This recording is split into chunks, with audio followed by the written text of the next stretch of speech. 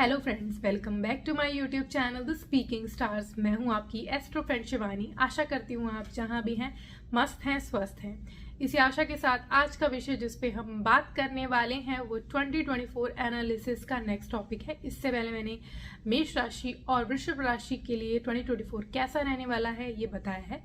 अगर आपने नहीं देखा है तो ऊपर दिए गए पेज पर आप देख सकते हैं। उसी को आगे बढ़ाते हुए आज हम जानेंगे कि मिथुन राशि वालों के लिए 2024 ईयर कैसा रहने वाला है। उनकी लव लाइफ, उनका करियर, फाइनेंस एंड हेल्थ कैसी रहने वाली है, इस वीडियो में हम जानने वाले हैं। उससे पहले जल्दी से मेरे चैनल को सब्सक्राइब कर दीजिए। आप लाइक, शेयर और कमेंट भी कर सकते हैं। पर्सनली कुंडली रीड करवानी है तो दिए गए नंबर पर आप संपर्क कर सकते हैं। तो चलिए फ्रेंड्स, शुरू करते हैं आज के वीडियो के साथ। तो सबसे पहले हम बात करेंगे मिथुन राशि वालों के करियर के बारे में।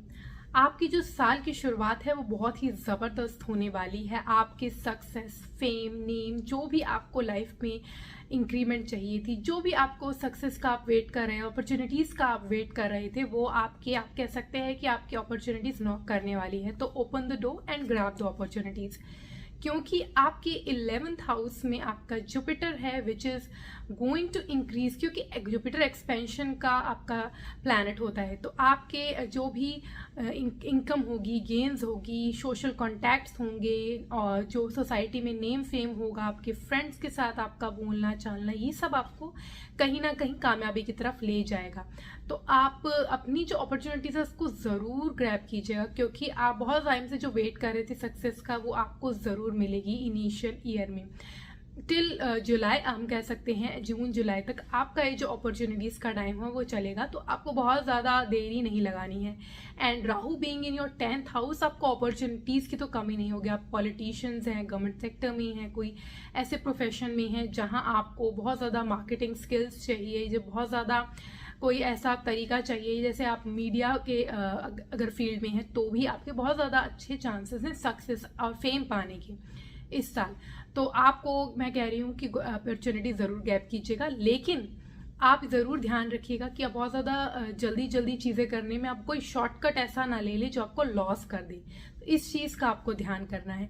अदरवाइज आपका जो लक है वो भी, क्योंकि सेकंड जो आपके 9th हाउस में स्वराशि में बैठा है, तो पूरे साल में आपको कहीं ना कहीं वो भी हेल्प करेगा। आपका लक फैक्टर बेशक हो सकता है चीज़ें जो है वो थोड़ी डिले हों, प्रॉब्लम आए, कुछ ना कुछ छोटी छोटी हर्डल्स आए, पर क्योंकि राहु आपके 10th में और 11th में Jupiter which is going to increase your income, going to increase your gain, and जो कि आपके लिए बहुत ज़्यादा अफेक्टिवली वर्क करने वाला है। आपके जो लोगों के सामने इम्प्रेशन है, लोग की जो आपकी जो इमेज है वो बहुत इंक्रीज होने वाली है। सोशल कॉन्टैक्ट्स जो है आपके, उनके थ्रू आपकी जो इनकम है वो कहीं ना कहीं जनरेट होने वाली है। तो करियर की अपॉर्चुनिटीज़ आपको बहुत ज़्यादा मिलने वाले हैं।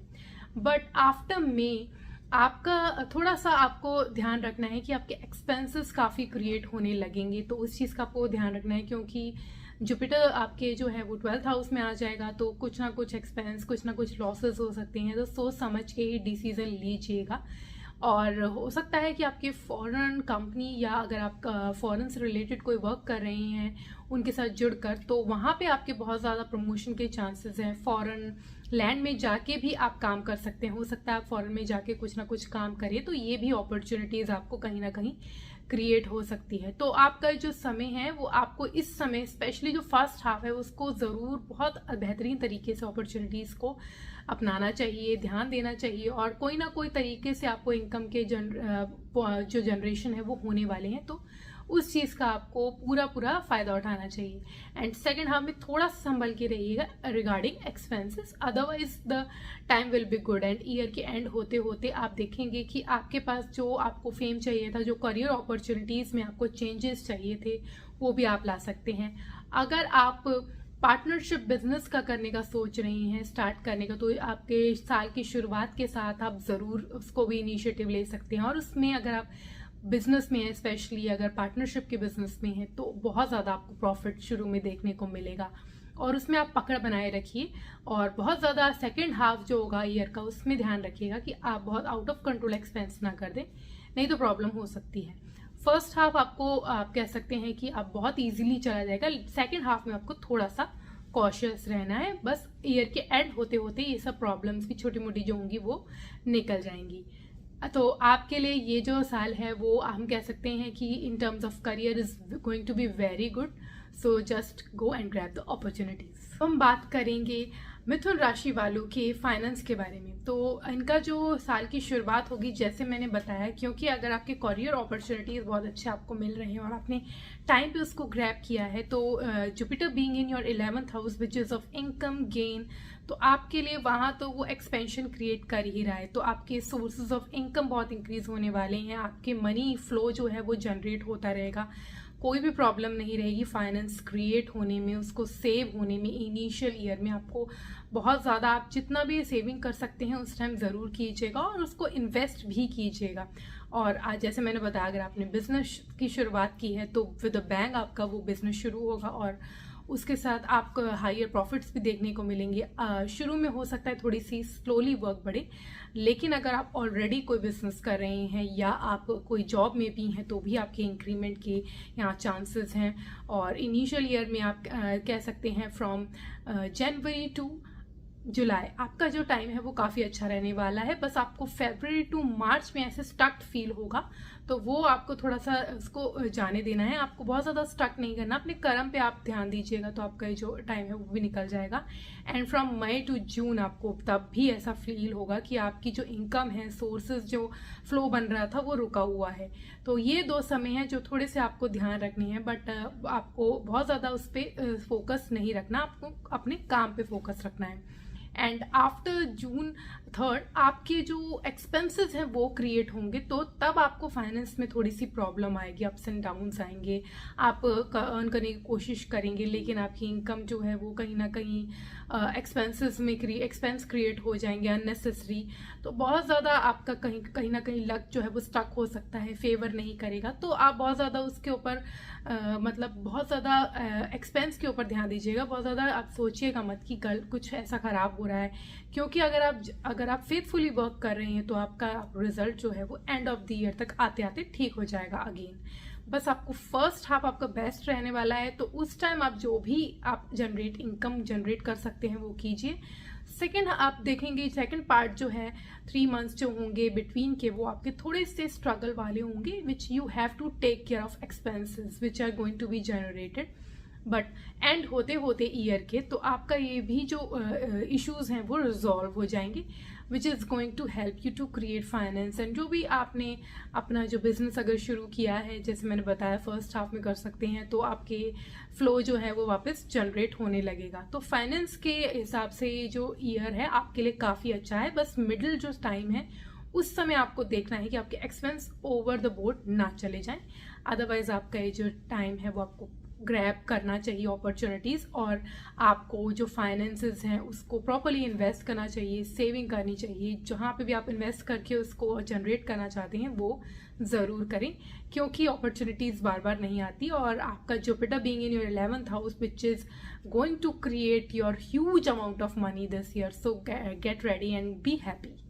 मिथुन राशि के love, married and family life की बात करें तो जो साल की शुरुआत होने वाली है, बीइंग सैटर्न आपके जो 9th हाउस में और वो आपके 5th हाउस को कहीं ना कहीं एस्पेक्ट कर रहा है, जो कि आपकी लाइफ में थोड़े से बोरिंग मोमेंट्स लाएगा। लेकिन Jupiter being in your 11th house is directly expecting 5th house and 7th house also, तो आपकी मैरिड लाइफ, लव लाइफ जो है वो आपकी बैलेंस रहेगी, क्योंकि आपका जो सैटर्न का एस्पेक्ट है और जुपिटर का एस्पेक्ट है। तो अगर आप कोशिश कर रहे थे अपनी लव को अरेंज में मैरिज में कन्वर्ट करने का, तो वो आप कर सकते हैं, लव को मैरिज में कन्वर्ट कर सकते हैं, प्रपोजल रख सकते हैं। आपका जो ये साल की शुरुआत है आपको मैरिज के लिए काफ़ी अच्छी है प्रॉस्पेक्ट से। आपका जो लव है इस टाइम ब्लॉसम करेगा, आप आपकी अंडरस्टैंडिंग जो है वो अपने पार्टनर के साथ क्रिएट होगी, आप वेकेशंस पे जा सकते हैं, घूमना फिरना, अच्छा टाइम स्पेंड करना। जो बॉन्ड आप कहते हैं कि बहुत कॉर्डियल रिलेशन रहेगा, रोमांटिक रहेगा, आप काफ़ी अच्छा महसूस करेंगे अपने पार्टनर के साथ। बट आफ्टर ईयर जो आपके ईयर के मई जून में आपको थोड़ा सा ध्यान रखना है। मई जून में आपको काफ़ी स्टिफ महसूस होगा, बिकॉज आपका जो जुपिटर है वो आपके 1st हाउस में आ जाएगा, उसका एस्पेक्ट हट जाएगा कहीं ना कहीं आपके, क्योंकि वो आपका जो जुपिटर है वो आपके 12th हाउस में जब आ जाएगा तो आपका एस्पेक्ट वो 5th हाउस से 7th हाउस से हट जाएगा, which will going to bring some problems in your relation. बहुत ज़्यादा आप देखेंगे कि बहुत बोरिंग हो गया है, आप कट ऑफ फील होगा, बहुत ज़्यादा अलग होने की भी चांसेस आ सकते हैं। तो आपको मई, जून, जुलाई, अगस्त इन टाइम में आपको बहुत ज़्यादा ध्यान रखना है अपने लव रिलेशनशिप में और अपनी जो आपकी मैरिड लाइफ है, दोनों में आपको बहुत ज़्यादा ध्यान रख के चलना है। And then from August also जब आपका जो टाइम होगा वो आपके लिए वीनस जब आपका ट्रांजिट में आने लगेगा आपके इन 5th हाउस में, 4th हाउस में, तो आपका जो टाइम है धीरे धीरे आपको वापस से आपको फ्लो देखने को मिलेगा। जो रोमांटिक समय आप बहुत मिस कर रहे थे बीच में वो आपको वापस रीगेन हो जाएगा। आपकी मैरिड लाइफ में भी वो जो वार्मथ चाहिए होती है, जो प्रेजेंस चाहिए होती है, रोमांस चाहिए होता है, वो सब आपको वापस मिलेगा। और वेकेशंस तब भी आप जा सकते हैं। बस आपको जून, जुलाई, अगस्त एंड नवंबर भी बहुत ज़्यादा ध्यान रखना है, अपनी रिलेशनशिप को ड्रिफ्ट अपार्ट होने से बचाना है, क्योंकि उस टाइम हो सकता है कोई ना कोई प्रॉब्लम हो जाए। बहुत ज़्यादा सेम रूटीन चलेगा तो प्रॉब्लम्स हो सकती हैं। तो आप कोशिश कीजिएगा कुछ नया फन एलिमेंट्स लाने की, तो ये जो आपका ईयर है वो आपके लिए प्रॉपरली वर्क करेगा। अदरवाइज इनिशियली आपका ये जो समय है बहुत अच्छा है, एंड होते होते भी जो आपका जो टाइम है वो प्रॉपरली आपके फेवर में हो जाएगा। तो आप अपने लव रिलेशनशिप में काफ़ी इस टाइम आप कह सकते हैं कि बहुत पॉजिटिव चीज़ें आपको देखने को मिल सकती हैं। स्पेशली मैरिज के प्रपोजल की अगर हम बात करें, मैरिज के पर्सपेक्टिव से काफ़ी अच्छा ये ईयर है आपके लिए। अगर हम बात करें आपकी फैमिली लाइफ की, तो राहु आपके 10th हाउस में, केतु आपके 4th हाउस में होने की वजह से आपके थ्रू आउट द ईयर आपकी फैमिली के साथ रिलेशन बहुत ज़्यादा करीबी नहीं रहेंगे। हो सकता है आपको, अगर आप उनके साथ रह रहे हैं तो आपको उनसे अलग जाके कहीं काम करना पड़े, क्योंकि राहु एंड केतु जो है वो आपको आपकी फैमिली से थोड़ा सा दूर ले जाते हैं। और being it in 4th house, तो आपको थोड़ा सा संभल के रहना है। आपकी मदर की हेल्थ में भी प्रॉब्लम्स आ सकती हैं, तो उस चीज़ का भी आपको ख्याल रखना है। अपने फादर एंड मदर की हेल्थ के लिए स्पेसिफिकली कुछ ना कुछ हो सकता है कि उनको नीज की कोई प्रॉब्लम हो, कुछ ना कुछ प्रॉब्लम हो सकती है। और पहले से कोई प्रॉब्लम है तो बहुत ज़्यादा अपनी पेरेंट्स की हेल्थ का आपको ख्याल रखना है। और धीरे धीरे आप देखेंगे कि आपका जो रिलेशन है वो ठीक हो जाएगा, लेकिन आप उनके साथ रह के बहुत ज़्यादा बॉन्ड आपका जो क्रिएट होता है वो वाला इस साल आपको नहीं होगा। थोड़ा सा आपको डिस्टेंस महसूस होगा। अगर हम बात करें मिथुन राशि वालों की हेल्थ के बारे में, तो आपको इस साल बहुत ज़्यादा अपनी हेल्थ का ख्याल रखना है, क्योंकि हेल्थ के पॉइंट ऑफ व्यू से आपको वो स्टमक रिलेटेड इश्यूज ला सकता है, कुछ ना कुछ स्किन रिलेटेड इश्यूज आ सकते हैं, आपको अगर कोई थ्रोट रिलेटेड प्रॉब्लम हो सकती है। तो इन चीज़ का आपको मेजरली ध्यान रखना है, क्योंकि हेल्थ प्रॉब्लम आपको क्रिएट हो सकती है, स्पेशली फरवरी टू मार्च में जब मर्करी कंबस्ट होने के टाइम में। तो आपको हेल्थ रिलेटेड इश्यूज ज़्यादा फेस होगी। ऑलरेडी आपका मार्च 7th हाउस में है, राहु आपके 10th हाउस में, केतु 4th हाउस में। ये जो चीज़ें हैं वो कहीं ना कहीं आपको प्रॉब्लम क्रिएट करी है। वीनस भी आपके 6th हाउस में है, जो कि टाइम के साथ चेंज होगा, लेकिन ये प्रॉब्लम जो है वो आपको कहीं ना कहीं आपकी हेल्थ में आपको देखने को थ्रू आउट द ईयर मिलने वाली है। तो अगर आपने अपने हेल्थ का ख्याल नहीं रखा तो आप मेजर प्रॉब्लम में फंस सकते हैं। तो आपको बहुत ज़्यादा अपना रूटीन को फॉलो करना है, लाइफस्टाइल को प्रॉपर मेंटेन रखना है, तो आपके लिए ज़्यादा फ्रूटफुल रहेगा। स्पेशली फरवरी, मार्च, मई, जून टाइम आपको बहुत ज़्यादा अपनी हेल्थ का ख्याल रखना है। ईयर एंड होते होते आपका जो हेल्थ इश्यूज़ हैं वो बेटर हो जाएंगी। अगर कोई प्रॉब्लम आ रही थी तो वो भी ठीक हो जाएंगी, क्योंकि आपका अगर आप खान पान ठीक नहीं रहेंगे तो आपके ऑलरेडी अगर कोई इशू है तो बढ़ जाएगा, तो हॉस्पिटलाइजेशन के भी चांसेस हो सकते हैं। तो इस चीज़ का आपको बहुत ज़्यादा ध्यान रखना है।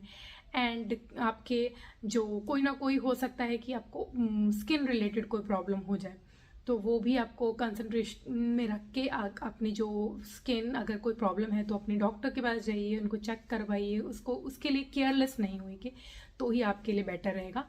बट आप देखेंगे कि नवंबर, दिसंबर तक ये जो चीज़ें हैं वो धीरे धीरे ओवरकम आप कर लेंगे। आपकी जो अगर आप प्रॉपर मेंटेन करा है अपने लाइफस्टाइल, तो ये चीज़ें जो हैं वो आपको धीरे धीरे रिमूव होती जाएंगी, ओवरकम हो जाएंगी, और आपका जो नेक्स्ट ईयर तक आपका जो ये जो प्रॉब्लम्स आ रही थी वो ठीक हो जाएंगी। तो इस साल आपकी छोटी मोटी कुछ ना कुछ प्रॉब्लम लगी रहेंगी। उस चीज़ में आपको सबसे ज़्यादा अपनी हेल्थ पे पूरा मैं कहूँगी कि आपको फोकस रखना है। काम करते करते अपनी हेल्थ पे थोड़ा भूल मत जाइएगा, तो बहुत ज़्यादा ध्यान रखिएगा। एंड अपनी फादर एंड मदर की हेल्थ में भी। और बीच बीच में आपको फरवरी से मार्च मैंने बताया वहाँ पे प्रॉब्लम हो सकती है। अगस्त सितंबर आपके लिए सही रहेगा। अक्टूबर नवंबर जो हो सकती है वहाँ पे भी थोड़ा सा कुछ हो सकता है प्रॉब्लम। दिसंबर में रिजॉल्व, ऐसे आपको थोड़ा अप्स एंड डाउन से भरा रहेगा। ये ऐसी बात नहीं है कि आपका सिर्फ खराब ही चलता रहेगा, क्योंकि मार्स जो है ये ट्रांजिट करेगा, मर्क्यूरी भी अपना जो राइज में आ जाएगा, तो प्रॉब्लम सॉल्व भी हो जाएंगी। लेकिन आपको कहीं ना कहीं अपनी लाइफस्टाइल को पूरी तरह इस साल मेंटेन करना ही होगा। आज के लिए इतना ही। मेरी नेक्स्ट वीडियो में मैं कर्क राशि वालों की बताऊंगी कि उनके लिए 2024 कैसा रहने वाला है, उनकी हेल्थ, उनकी लव, उनका करियर, फाइनेंस कैसा रहने वाला है। For that stay tuned, stay connected, do subscribe my channel and नीचे दिए गए बेल आइकन को जरूर प्रेस कर दीजिए ताकि आपको मेरी लेटेस्ट अपडेट मिलती रहे। तब तक के लिए ओम शांति, thank you and take care.